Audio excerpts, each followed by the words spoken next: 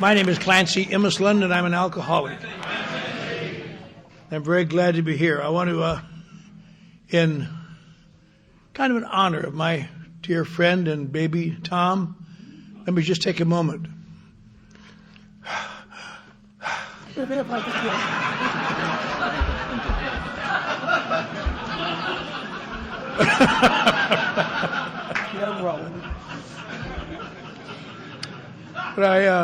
I must say, there's a lot of young people here. A lot of young people stood up.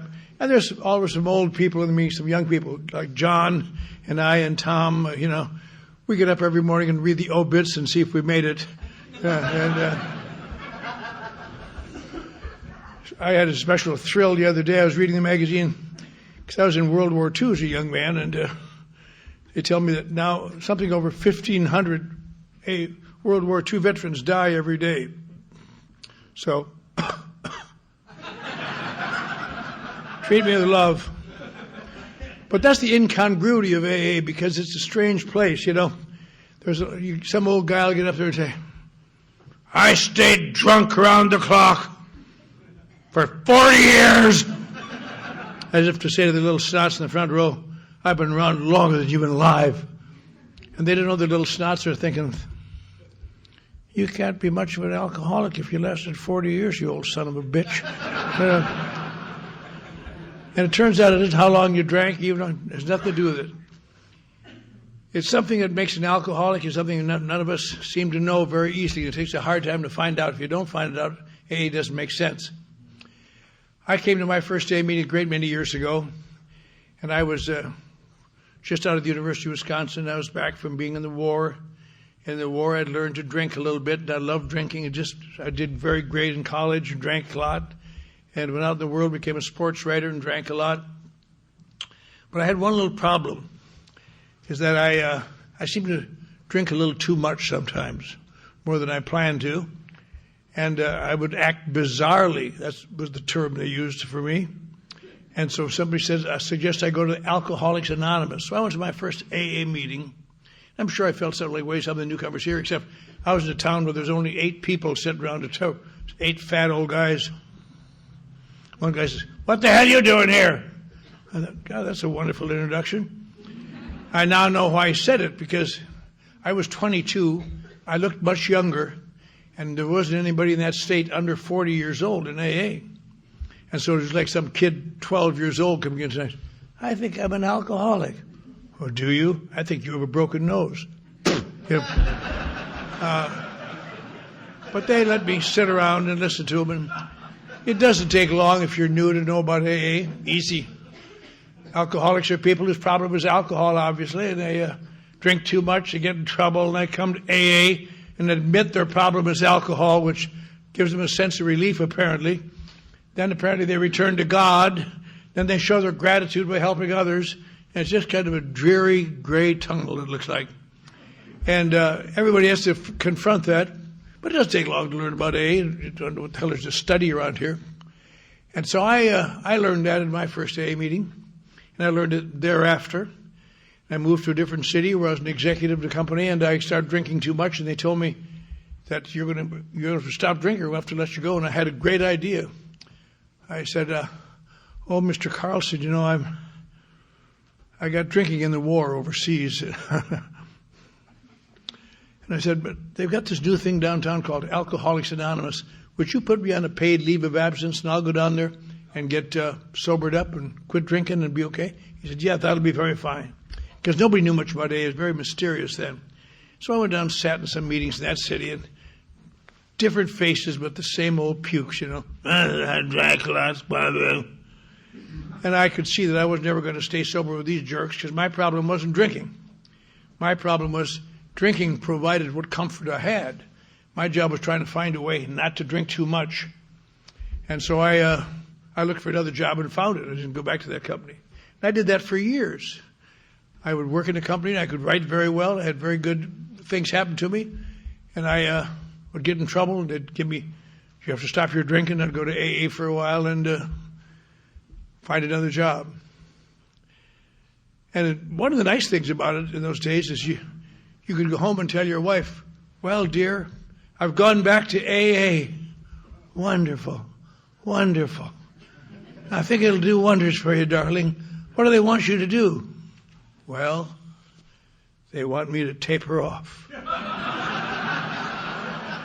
And there wasn't any Al-Anon then to screw it up for everybody. Since the birth of Al-Anon, there's never been a moment's rest for anybody, anywhere. Now they don't want you to taper off, just wants to stop entirely. We know it's a program of absolute being sober. We have the same steps, we have the same book. I release you, you son of a bitch.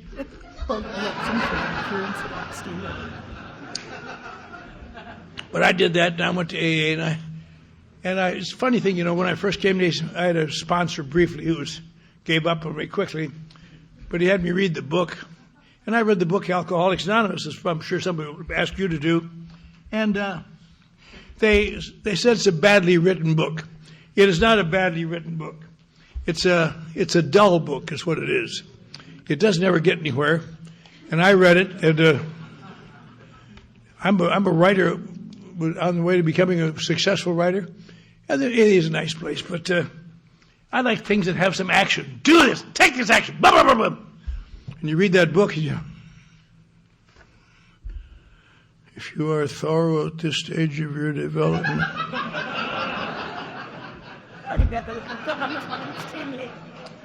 I just gave up on the damn book. But I went to AA, and my problem with Alcoholics Anonymous always was this. These other people had terrible drinking problems, and they got sober, they felt better. I had a need for alcohol because I was imbalanced somehow inside of me. And I needed something to put me in balance and make me feel good. And my problem always was that I couldn't watch it. I thought about that later many years later when I came to AA again and stayed around for a while. And I read the book again, and I read something in there I didn't even recall reading. It really is the story of my life. And if you're new here tonight, it's the story of your life, although you may not even recognize it. At the beginning of chapter 3, there's a page or two that talks a little bit about we alcoholics. And they talk about what we have in common. And you could read right through that, never identify a thing, till you stop and think what it's saying. There's one thing in there that seems to embrace alcoholics of our type. And that is somewhere along the line, we all have had to voluntarily or involuntarily accept the obsession that somehow, someday I will control and enjoy my drinking. It says the persistence of this illusion is astonishing. Many pursue it into the gates of insanity and death. See, why would that be? But we all do it. And they go on to talk about how we fight the term alcoholic. I suppose the reason I fight the term alcoholic is because not only it's degrading, but that means I can't drink. And I got to find a way to drink a little something to get me over the hump. And they talk about another thing that happens, dreadful, occasional brief recoveries, always followed by a worse relapse. And we've all had those little recoveries. I got it together now. I got to remember to eat before I go out. That's it. Which just gives you more to puke later, it turns out. And you keep fighting it, and there's one delicate little phrase in there that is just peachy. I wish I'd have written it. Reach a stage of pitiful and incomprehensible demoralization. I remember reading that thing. That's how drunk these poor people get. But that isn't what that means at all. That's how you feel after you're sober again. And people want some explanations for your behavior, and you haven't got them. The correct answer is, leave me alone, goddammit. Because I don't know any more about it than you do. All I know is that you don't understand. You think my problem is alcohol, but it isn't. Alcoholics can stop drinking. Can't stop drinking. They all say, well, once I start drinking, I can stop drinking for special occasions, all sorts of things. In the mid-1950s, I was going through a bad pattern there I'd get a certain stage of drinking and I'd have to go out and counsel police officers. Bad move. I started going to jail quite often. Not for a long time, not like felons like Johnny Harris, but decent citizens who were misunderstood. And I got so I could get up in the morning, go home, take a shower, and go to work. I mean, I really handled it well. And one night, one morning, I came out of jail in the morning, and I didn't go that much, but once every couple of weeks or so. And one of my neighbors was there. I said, you shouldn't have come down here. This, I got that damn cop. He really abused me. I got his badge number. I'm going to get his job. He said, I don't know about that. He said, but while you're out there, we couldn't find you last night, and your little son died, and we couldn't find you. And it just about killed me, because I had a bunch of little girls and one little boy, and he was the apple of my eye, I'll tell you. And I almost couldn't stand it. We took him up to Wisconsin and buried him in his grandmother's foot of his grandmother's grave, and I put my hand in his little casket. I said, John Emerson, this will never happen again. I'm so sorry. I'm so sorry. I wouldn't have let it happen for the world. And I came back and I quit drinking. I didn't go to AA because that doesn't help. I quit drinking. I'd come home after work at night, have dinner with my kids, first time in a long time. Night after night, I'd go home and eat dinner, and after we didn't, we'd work on the homework, or I'd take it for a little ride. Just wonderful. And the one problem I always had with drinking was this. I can always stop. But after a day or two, someone seems to sneak into my bedroom and put an invisible spring in my gut. And the next day they start to tighten it. And it doesn't come out as, I need drink. It comes out as just a little restlessness, a little irritability, a little tired of the daily sermon of what I did the last time I was drunk. Get off it! Little by little, watching whatever technicolor there was in my life, gray, go back to that gray, and the job gets gray, and the people get gray, and my kids get gray, and it's just my whole life is gray. And I've spent thousands of dollars in psychoanalysis to try to find a way to break that pattern. And I did a lot of things, but I'll tell you how you break that pattern, in case you don't know. Have a drink. Oh, Jesus. But then you must remember to say, I'll watch it this time.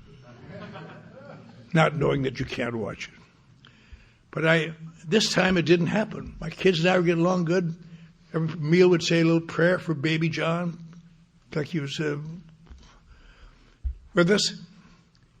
And everything was just going fine. Best 2 or 3 weeks I'd had for a long time.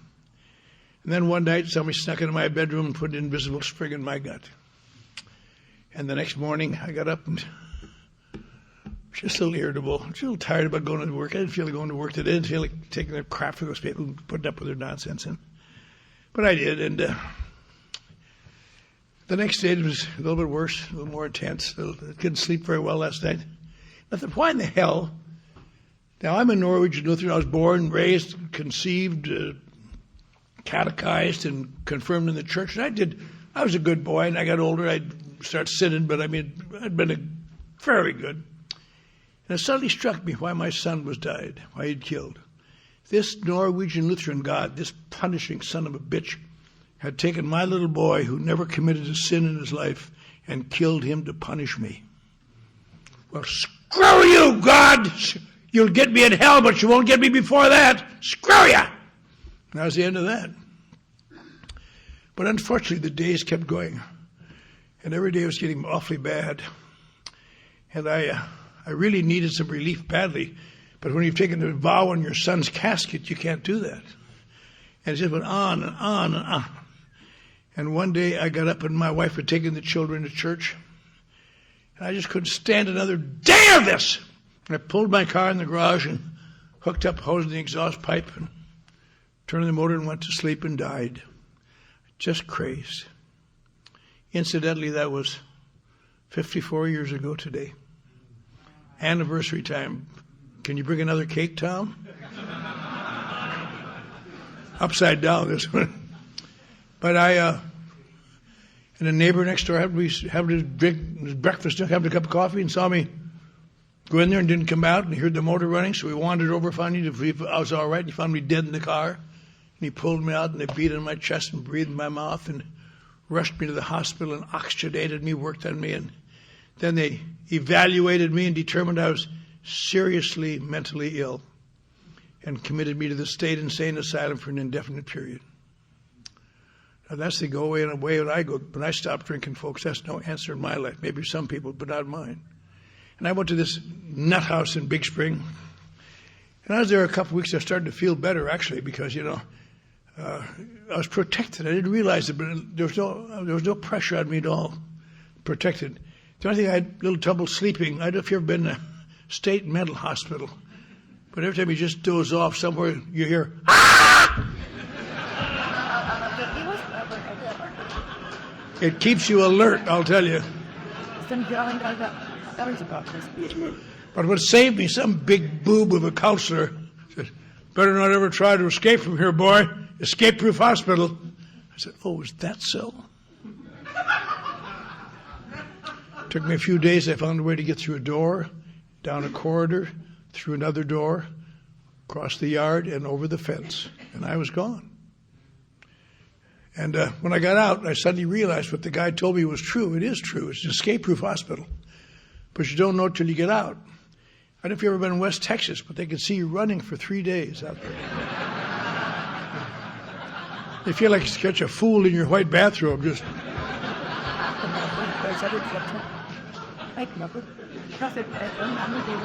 Well, there goes that little Yankee son of a bitch now.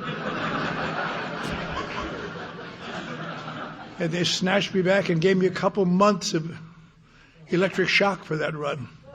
And after that, you never run much at all. What's your name, boy? I don't know. Check with the desk. Then at the early December, I was starting to come out of that. And they noticed on my record that I had done the staging and direction of a grand opera at the University of Texas that spring as one of my sidelights. So they asked me if I'd like to direct the Christmas pageant. So I directed the Big Spring Christmas pageant that year. Not very complex. The big job was trying to keep the three wise men off the Virgin Mary, if you possibly could. We just want to worship her, Clancy. And the next year they put in an experimental Alcoholics Anonymous ward in that hospital. I pretended to be an alcoholic because I knew what they wanted, and I got out. In fact, I got to be their prized pupil. They would send me out to Odessa and Midland and towns like that to talk at their AA meetings. The attendant would come with me. Friends, I'm here tonight on behalf of my fellow patients at Big Spring State Hospital. Folks such as you have made it possible. It's as though we were going across a vast desert of alcoholism. We came to the tall green hills of sobriety, but they were too steep for our weary legs. We didn't know what to do, but folks such as you pointed out 12 golden stairs, one after another that we can climb. And now as we approach the top of our hill of sobriety, prepare ourselves to return to our homes throughout West Texas, we wanted to tell you that God bless you in your wonderful work. You don't know what you've done. Thank you. Laugh got me out of the Texas Nut House. And I never had another drink till I ran out of Thorazine. Well, but my problem was I can't stop drinking, and yet I can't continue drinking. That is the great damned if you do and damned if you don't. Try new techniques, eat. In fact, at the end of that chapter 3, there's an interesting, that little section of chapter 3, there's a little paragraph that just nails it. Talks about some of us have tried to train from one kind of drink to another, from scotch to brandy, see. Drinking beer only, taking physical exercise, drinking only natural wines, reading spiritual literature, taking trips, not taking trips, swearing off with or without a solemn, a whole bunch of things. After I was sober, while I read that again, I thought, God, I've tried every one of those things except one. I never tried not taking a trip. When the heat's on, I move it out. Only cowards stay and face the consequences. But it was just on and on. And I came out of that hospital and I convinced people I'd learned my lesson. One of the things, I had to go to an AA meeting once a week, which I did. And I kept taking my medication, so I didn't notice the absence of alcohol very much. I'm not drinking at all. remember the night of my anniversary of my September 22nd, 1967. I was standing in Juarez, waiting for midnight. Huh? That was a year later, goof. 57. That's what I said. What? Okay.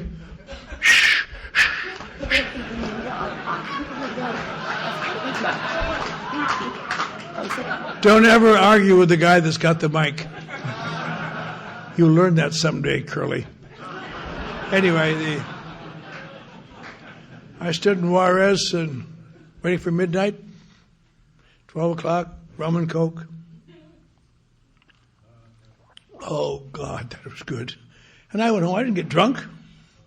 And the next morning I realized I was kind of headed whipped now, perhaps. And that afternoon, I had dinner that night, the next night, and had a couple cocktails with dinner. Went to the A meeting to get my chip. Remember the man said, Clancy, you've been drinking? I said, yes, I had a couple cocktails with dinner. Why? He said, well, this is supposed to be for being sober for a year. I said, I was sober a year. Give me the goddamn chip. And punished them and never went back because I didn't need them anymore. And then I was looking pretty good. I got a job in Dallas at the biggest, largest advertising agency in the South. Boy, this is my big chance now. I've learned my lesson. I was working on, if you're old, you remember them, the Elsie and Elmer ads for the Board and Company. And some of the others. And I was under a lot of pressure. And I realized I could drink safely now. I would stop and drink, and pretty soon I was drinking more and more, and pretty soon I was drunk, and pretty soon they were calling me in again. And just, I couldn't believe it. I was tried everything. Just so much pressure. And they finally called me one morning and said, Clancy, give me the car keys. We're firing you. You cost us a big account by not showing up where you were supposed to be last night, and you were not to be found anywhere. Turned out later you were drunk somewhere. You've cost us that account. And he said, I'm going to tell you something. I called your wife this morning, and I told her that you're being fired, and if she was smart, she'd get away from you and take the children. He says, I'm going to make it my business to see that you never work in advertising again. It's kind of bad to go with your morning hangover. So I got my severance check, and I drank for a couple of days because I realized I'd have to go on the wagon probably. But by that time, I got home, my wife had taken the children, sold the furniture, left my clothes on the front porch. I thought, isn't that just like him? One little mistake and they turn on you. But I knew I had to get out of Texas because I was signed out of the state hospital by my wife. That's the way they did it then. Your family could sign you in, and they could sign you out. I was signed out to my wife. And all she ever had to do was pick up the phone and say, I don't want him anymore, come and get him. And they come and get you. That makes for tough around the house. Are you going to take this garbage out? Yes, I am. So I knew how to get out of town. I had no car. A guy told me a couple weeks before that he was trying to get a car moved to Los Angeles. Did I know anybody that would drive a car for him? I said, no, I don't think so. But that morning I did. Yes, I do.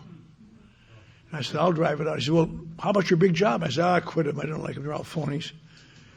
And I got in the car, and the first night I got as far as El Paso, where I was big in Juarez. Stood in the bar of the Chinese Palace, drinking interminable amounts of rum and singing my little song, Yo soy el maestro de los locos en Chihuahua. And all my fans going, gringo, gringo. I got up the next morning, got hungover. I drove, got as far as Phoenix, and got drunk.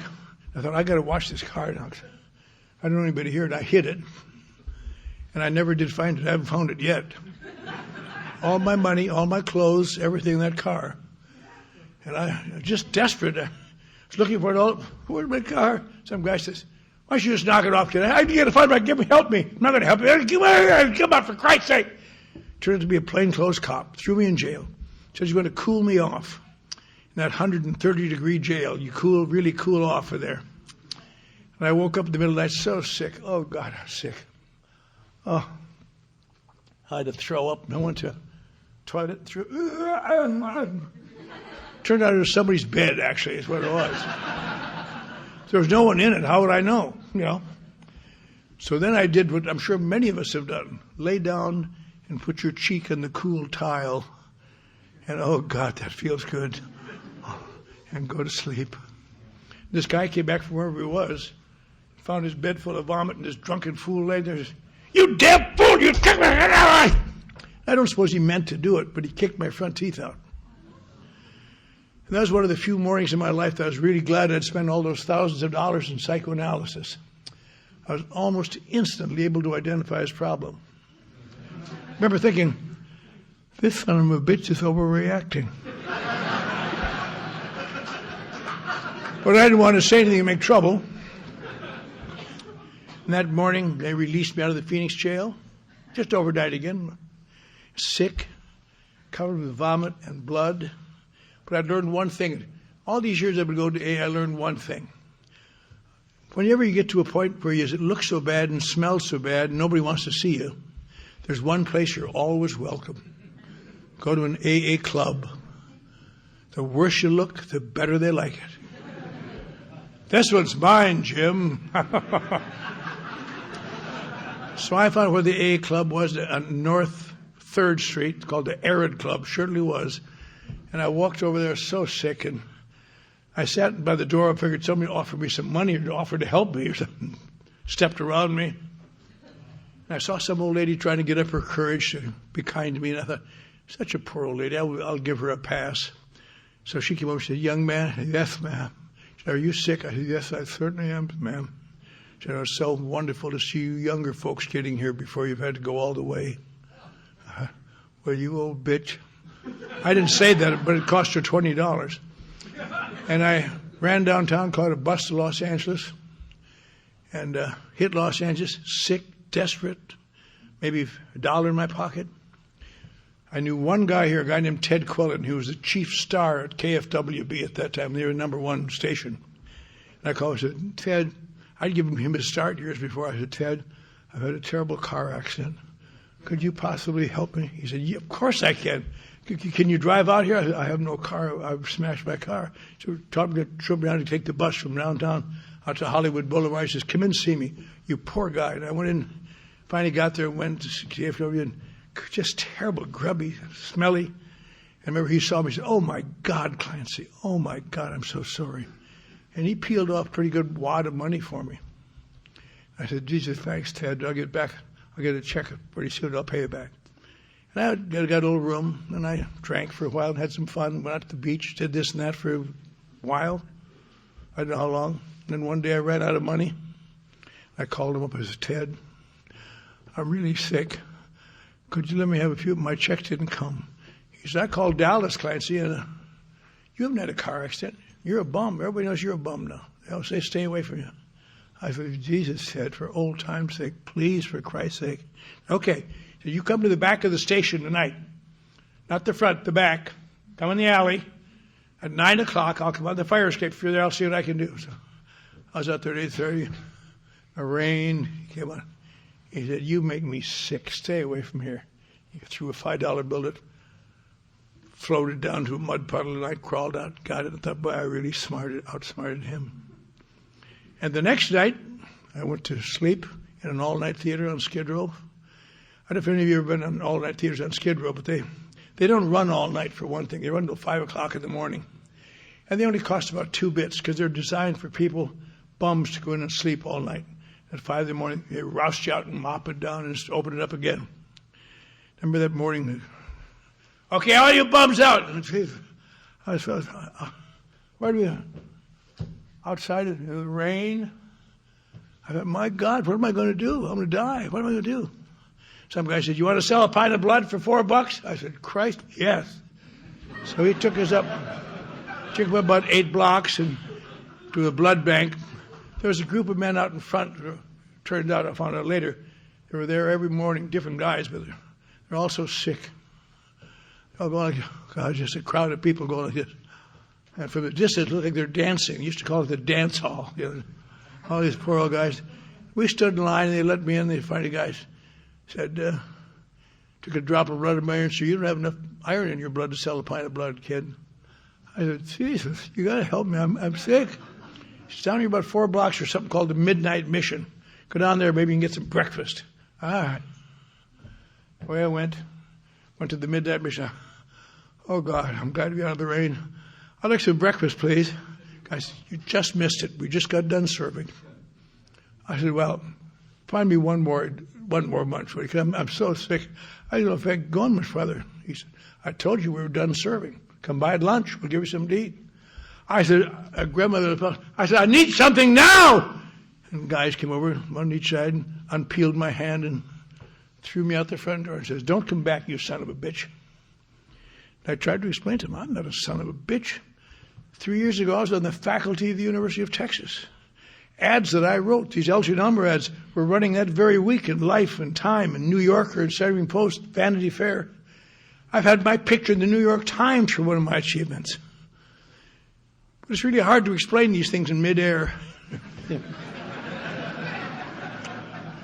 I stood outside of that mission on a cold, rainy morning, and I had a terrible feeling. I didn't know what the feeling was. I know what it is now because I've seen it happen to others. You get the sudden knowledge there's no friendly direction. It's all foreign. Nobody cares anymore. Nobody's too much of your crap. And if some old guy had come up to me that morning and said, you know, Slim, you're dying. You're down to 120-some pounds. You've lost your wife and children. Never see them again. You've lost your career. They used to call you a boy genius. You can't even get a job washing dishes. Look at you. You're a mess. You've lost all your money, all your clothes. It's in that damn car in Phoenix that you lost. Your little mother up in Wisconsin is no longer allowed to accept phone calls from you because your stepfather's so tired of watching you play on your emotions. So she'll go down into her little tiny bank account and take out a few more dollars and send it to her little boy. You'd rather have her think you're dead than the way you are. And he might have said, you've been monkeying around AA now for 10 years, and you sit in these meetings everywhere all over the country, laughing to yourself and laughing at their little steps, their little traditions, and their little slogans, and their little birthdays, and think, Jesus, I wish I was born dumb like you idiots. And now you're dying. You could have said, why don't you go back to AA one more time and at least admit you're an alcoholic, see what happens. And if someone had said that to me, and if I were in the mood to be honest, I'd have to say, pal, you don't understand. I'm not an alcoholic. By this time, I wish I were. I wish I were an alcoholic. I'd do anything to be that simple. I wish my mind didn't tell me, point out what nonsense this is. I wish my mind didn't point out that there's something wrong inside of me. But nobody came up to me that morning. I just stood there and I said, where's the AA club, pal? I got to get out of the rain. He said, well, there's nothing downtown. He says, one at Wilshire and Fairfax. I said, where the hell's that? He said, well, you have to go up this hill to Hill Street. Go over to Wilshire and walk west till you come to Fairfax. Why did I do it? I remember walking and walking and walking and walking. And it turned out to be 7.5 miles, although I didn't know it. I got to this damn old club. Same old crap. Some guy inside the door. Welcome home, son. Ha ha ha ha ha. Oh, Jesus Christ. But I lurked around that club for a couple of days and went to their silly meetings because they were serving cake and had a terrible time. Had no idea that'd be my sobriety date. Had no idea. I had no desire to stop drinking. Tonight when they read the traditions, tradition 3 said the only requirement for members was desire to stop drinking. I don't desire to stop drinking. You know what happens to me when I stop drinking? I go to the insane asylum. It was a suicide. That's what happens to me. And so the hardest thing, I was so close to dying. And here it is now. I've been sober ever since then. In fact, next week will be my 52nd anniversary of coming to Los Angeles. So September was a big month for me. And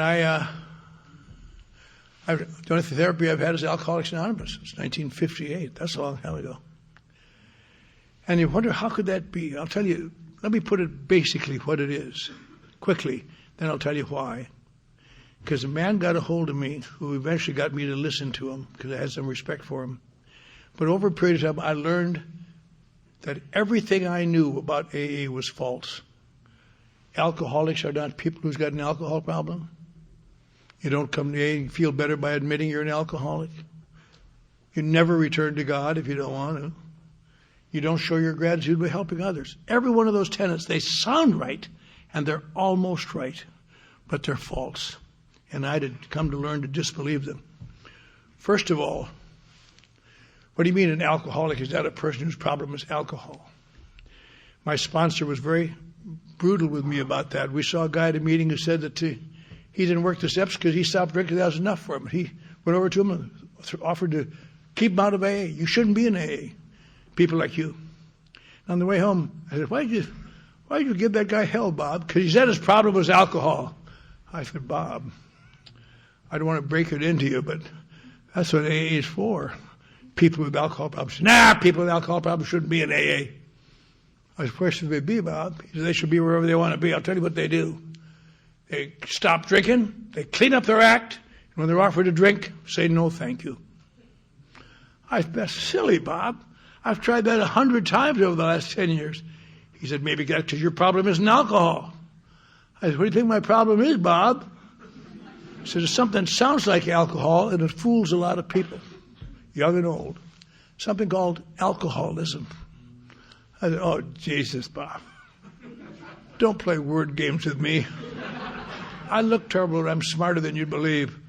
Alcoholism, hooray, I'm cured. Shut up, he explained. And he gave me about a 3-hour harangue, most of which I was able to blot out before I went insane. But somewhere in the middle of it, I heard something that, in looking back, subconsciously began to change my life, although I never knew it then and did know it for a while. He said, alcoholic people stop drinking, and they quit, and they take care of themselves. In this strange thing called alcoholism, which unfortunately for you and me looks almost exactly the same to the naked eye, and our mind sometimes tells us it's the same, but it isn't. This mind-consuming, perception-distorting, bodily-eroding thing called alcoholism. You'll discover that stopping drinking and cleaning up your act has no significant long-term effect on your life other than to make it gradually so uncomfortable you can't stand it. I said, Jesus, Bob, I never heard anybody say that before. They said, get and drink, and they said, stopping drinking was the answer. Nah. Stop drinking is not at all. Stop drinking is the doorway. If all you do is stop drinking, you're always guaranteed you're going to drink again. I said, Bob, one thing I don't understand, why do these alcoholics, because I explained to them I wasn't an alcoholic, why do these alcoholics drink all the time? If it's doing such terrible things to them, and they just killing them, why would they drink? He said, kid, alcoholics don't drink alcohol because it's doing terrible things to them. You don't seem to know very much. He said, now you say you've been around AA 10 years. Do you know that alcoholics are people who get an unnatural reaction to alcohol? Yes, I do, Bob. It's just with the phenomenon of craving. Then they drink till they go goofy. He said, nah, that's podium talk. He had a cup of coffee in his hand. He said, this was Johnny Walker, kid. And I took a big drink. The effect would be it would almost instantly alter my perception of reality. The world is a softer, a little nicer place.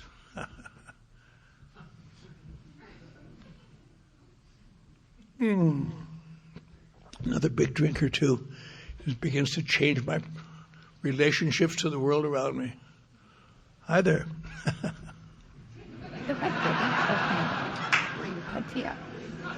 I have a couple more drinks, and inside of me, I get taller and stronger, and they get smaller and less afraid, less threatening to me.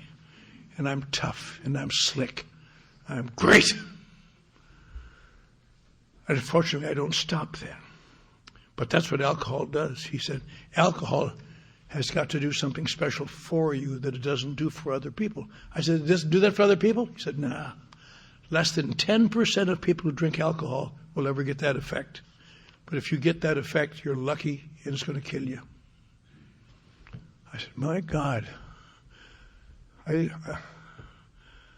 said, Jesus, Bob, you say it changes your perception of reality and it makes you get along with better with people and you're strong and tough. What's wrong with that? He said, because it is not really happening, you asshole.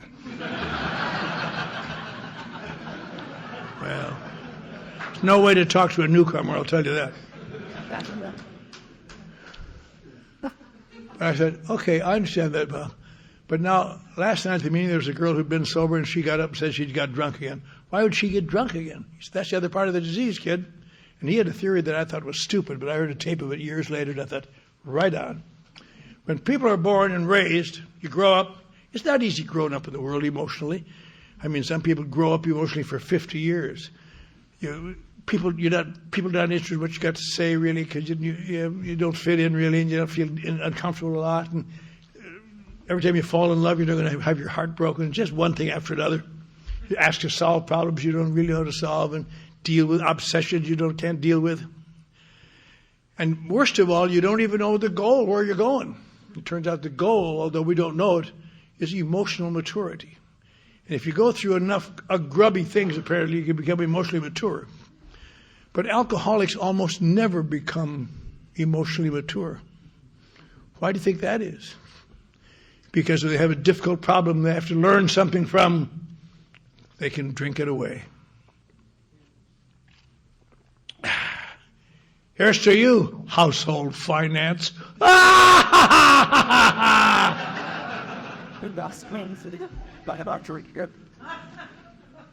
Here's to you, bitch, I never liked you anyway.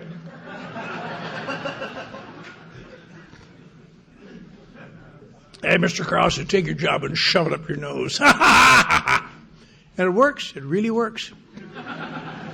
I've done it all. But as he explained it, the problem is every time it works, it leaves a little cold, invisible ball in your psyche somewhere that never bothers you, just builds up to a lot of it. And it doesn't bother you until you try to stop drinking. And then it is poised for action. And sooner or later, either at home or office or the street somewhere, someone will get it going. Someone will do things like hurt your feelings, treat you disdainfully, say bad things about you. It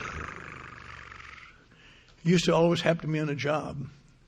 And when I was a young man, I had a solution for it. I'd quit the job and punch the son of a bitch in the face, and I wouldn't have to worry about it. But when we got a house full of kids, you can't do that anymore. So you got to take it and figure out, how can I get back at this puke without being found out? And little by little, you notice that some of his friends are looking at you funny too after a while. Pretty soon you wind up laying awake at night thinking about these people. And pretty soon you get to a point where scientists say that people like us can get to a point where we literally must drink to preserve our sanity. So then I drink, and then it all blows up, and they say, what happened? Jesus, Clancy, you did such a great job. What happened? They're a bunch of phonies. I quit. I get a better job. That happened to me again and again. And I said, Jesus, Bob, the way you described that's the story of my life for the last 10 years. I've had some big jobs. And I made some big money. And now I'm living in the back seat of an abandoned car in the AA club parking lot taking crap from people I wouldn't hire to mow my lawn. He says, there's a name for people like you, kid. I thought, uh-oh. What could that be, Bob? He said, you're an alcoholic. I said, an alcoholic? How could I be an alcoholic? My problem isn't really alcohol. He said, alcoholics aren't people whose problem is alcohol. Alcoholics are people whose answer is alcohol. I've been faithful. Now, in December of 1958, I was sober about 6 weeks. And I didn't notice any significant change in my life for a while after that. But it relieved me of one great fear. I always had a part of my head was the fear, maybe I'm secretly insane. Maybe I'm going to be goofy my whole life. And I began to think, maybe there's a name for this whole condition. Maybe it's a pattern. Maybe what he says is right. And so I stayed sober, and he got me to get little jobs. Pretty soon I came along, and I, one by one, took the steps and so on. And I eventually stayed sober. But I discovered one thing. If my problem is alcohol, I don't need AA. What I need AA for, if I got alcoholism, then there's no place else you're going to get it. But are you supposed to get a sense of relief when you come to AA and say you're an alcoholic? Maybe for 20 minutes or so. But reality creeps right back in there. That's not the point of AA, to admit you're an alcoholic. Well, certainly then you return to God. And my sponsor said, kid, it's about time we get on the steps. I said, Bob, I know you mean well, but I cannot return to God. I just can't. I have reasons of my own that deeper than I can tell you. He says, nothing in AA says you got to return to God. Oh, to a power greater than myself, Bob. Does that fool the other children? Does it fool me? I know what the hell they're talking about. She says, nothing in AA ever asks you to return to anything because you're coming out of sickness. Read what it says out there on the wall. Came to believe. Came to believe. Can't you come to believe in a loving God? I said, no, I can't. He said, can't you believe in AA? I said, I like it better than I used to, but not much. He says, you think I'm doing better than you are? Of course you are, Bob. I said, congratulations. I'm your new higher power. And I could accept that because I believe he was trying to help me. But the thing to remember about that, I'm just going to talk a little bit about the first 3 steps down the south. But those first 3 steps have kept more people out of AA than anything I know. That idea that you're an alcoholic if you drink too much and you're going to return to God. The second step says I have to come to find a power. And that's what you have to do too if you're new. You don't have to know even what the power is. You just have to believe one must exist here because these people didn't all stay sober to be here so they could fool you when you finally came around. They found a power. Some people find varies. Just have to believe there's a power here. The second step, that's all. Will do what? Restore me to sanity. What the hell does that mean? You could read 10 books on mental health and get 10 different definitions of sanity. Oddly enough, insanity is easy to define. When the human brain is under sufficient intense pressure, conflict, can't find a solution, in order to maintain its neural integrity, it will alter its perception of reality. That is called psychosis. And if you become psychotic, you usually stay psychotic. You don't go back and forth. But what psychosis is your absolute defense against. If you're all goofy, it's easy to spot you, they put you away. But mostly it's just things that have to be triggered. Like you read in the paper, God, I lived next door to that guy for 10 years. Came home one night, took a rifle, killed his kids, killed himself, killed his wife. Why would he do that? Something triggered his psychosis, I guess. But the interesting thing is that alcoholics almost never become psychotic. Isn't that funny? You'd think we'd be the number 1 candidates because we're so goofy. We get awfully neurotic and awful painful, but we don't become alcoholics. And I couldn't figure that out, but I found out why. It's quite a simple reason. When it gets bad enough, long enough, alcoholics drink alcohol. And its number 1 help is to alter my perception of reality. You and I, without knowing it, have the power to induce temporary psychosis. And then tomorrow you're back in reality. And so what the second step really means, I believe what it says, it's hard sometimes when you hear about these philosophers who think what it really means is this. Those goddamn steps mean what they say. You have to try to come to believe somehow there's a power here somewhere that will make it unnecessary for you to drink alcohol. That's the second step. And the last step is a little more difficult. Made your decision to turn your will and your life over to the care of God. As you understand, I would not do that. My sponsor wanted me to write an inventory. I said, I wrote to my inventory with the psychiatrist. She said, well, you got to do it again. I said, I know I'd like to believe you, Bob, but I can't turn my will and life over to God. That doesn't work. And I was feeling very bad. And one night, I was sitting up late in the club having a cup of coffee. And my pencil went across the paper, and I found myself writing the third step. I am going to try to do what Bob says, which became probably one of the more successful third steps anybody ever did, because it got me doing things that I never would have done otherwise. And eventually I came to believe in different things in AA and its people and situations, promises, its book, it's everything. But the big thing to remember out of that is that I could have died in my disbelief of God. You don't have to return to God if you got a bad thing there. You just have to find a power greater than yourself. And the last thing I had to find out was that now I'm sober for a while and I'll show my gratitude by helping others. False. One of the great lessons you learn in AA is you get gratitude by helping others. You help others when you feel crappy and don't like anything. Help some sick son of a bitch that doesn't deserve it. You want to slap him. Love is the answer. But little by little, I'll tell you it's a funny thing. Let me tell you.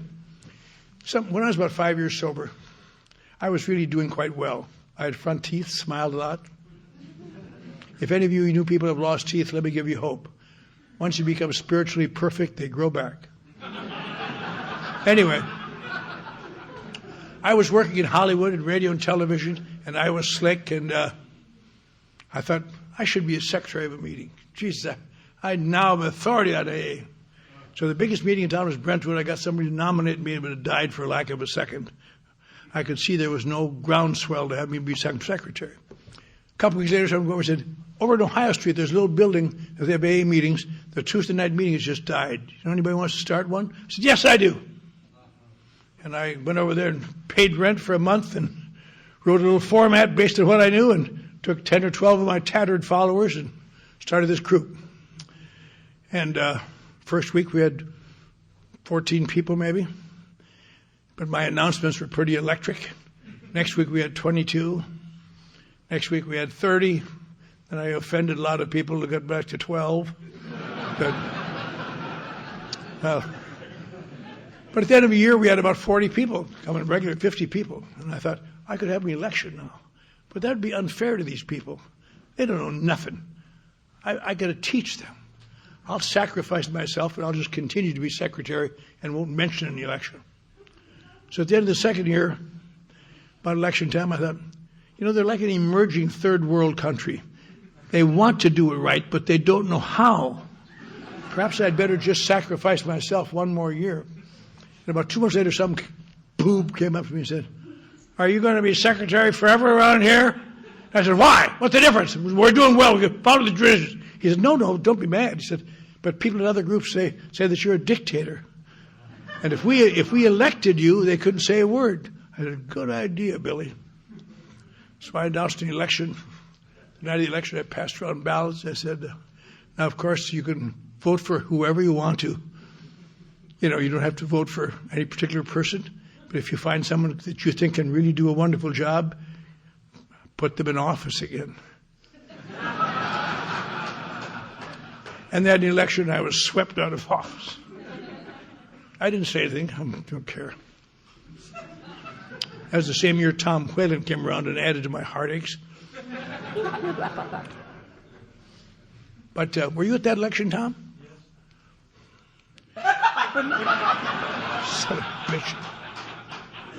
You and Tommy Whalen, when I got done with my tearful goodbye, they gave me a standing ovation.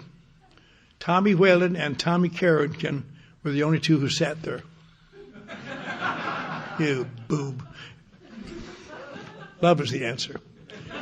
Anyway, but now, to show you what a good job I'd done in building it, even after I left, it really took off. And now it's the largest weekly Alcoholics Anonymous meeting in the world. It's called the Pacific Group. It's in West L.A. And I sit there every week, every Wednesday night except tonight. And I'm not the secretary, but I'm the founder.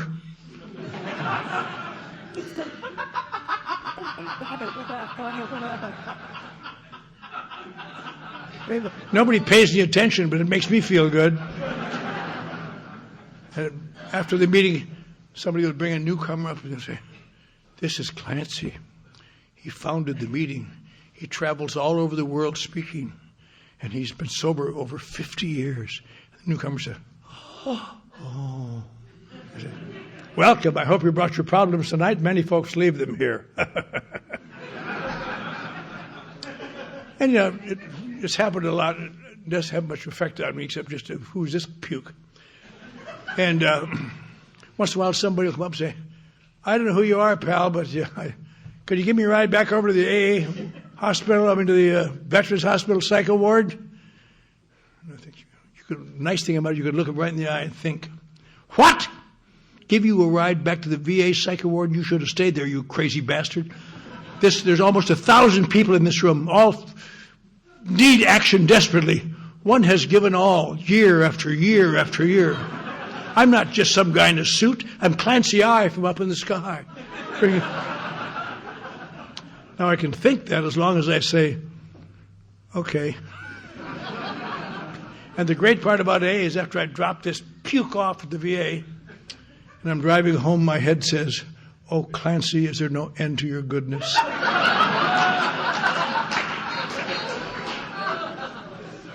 Every time I help somebody, I feel better. That's why I help people. I don't help them to help them. I help them because it helps me. That's why in our book it specifically says, when all else fails, try to help another alcoholic. Get that sick mind off yourself. You got to do that. But isn't that an interesting thing? All the things I knew about AA sound so right. Alcoholics are a problem whose problem is alcohol. They overcome that by coming to AA. They return to God. Maybe, maybe not. They show their gratitude by helping others? Not at all. It's a funny thing. I used the steps, and I took my inventory, and I made amends to people. I got a sponsor who got me going. And when I was 5 years sober, the same family joined me from Texas because I was doing so well. And we had another child who grew up, another son. And they've all grown up now. 3 of my daughters turned 21 this year in AA, or last year. This year, the International Convention. It's all very nice. Only one of my daughters has turned out badly. She's become a judge. A few years ago, she came home for Christmas and said, "Daddy, remember when we were little girls, you used to get so mad at us and holler at us?" I said, "Sure, darling. You'd send us to our room?" "Yeah." She said, "When you come to Albuquerque, I'm going to send you to a little room." I'm not going to Albuquerque. But I eventually worked in radio and television again, and I became quite successful. When I was 15 years sober, I was a marketing director in Beverly Hills, doing great. And I had discovered one thing, which may be the most important thing I got to say tonight. The purpose of Alcoholics Anonymous. I used to think it's to get drier and drier and drier. If that were true, I'd burst into flame up here. The purpose of AA, and I believe this implicitly, is to very slowly do what alcohol did fast. To change my perception of reality and make it a friendly place. To change my relationship to people so I live with some degree of dignity. To grow enough in self-confidence so a glance or a chance remark doesn't destroy me. To live with some degree of hope and understanding. That's a great thing. And there's only one thing wrong with that. It sometimes catches you off guard. When I was 15 years sober, I went through a little spell of that, and I felt good. My kids were doing well. I was doing well. I'd just been at the University of Wisconsin, named their Alumnus of the Year, and went back and spoke at commencement. Just wonderful. And one day I found myself swept away by this hideous feeling. I left my job in Beverly Hills. And for the last 36 years, I've run the Midnight Mission on Skid Row, the place that threw me out in 1958. And people say, "Why would you give up your great career to run that mission?" And there's no good answer to that. Well, it was such a significant decrease in salary, I couldn't pass it up. But this morning, I did something I'm sure none of you did. I live out by the ocean in L.A., big house, big yard. Every Saturday, 125 babies play ball in my backyard, and I'm on the road somewhere. But I got my house, and got Highway 10 and down through Beverly Hills, down to Skid Row, this ravaged area downtown, parked underneath the building, went inside. First, I took a walk around the buildings I do every morning to see who's still alive and who's dying and who's new and who's not going to make it. And sometimes you find yourself stepping over the bodies of men, women, and children dying from alcoholism and drug addiction and insanity and abandonment. And we spend all day today on various aspects of how we can get these poor bastards to acknowledge there's a problem, that'll do something, want to be willing to do something about it. It's very, very difficult to get through it in Skid Row. I'll tell you it, but once again we get some.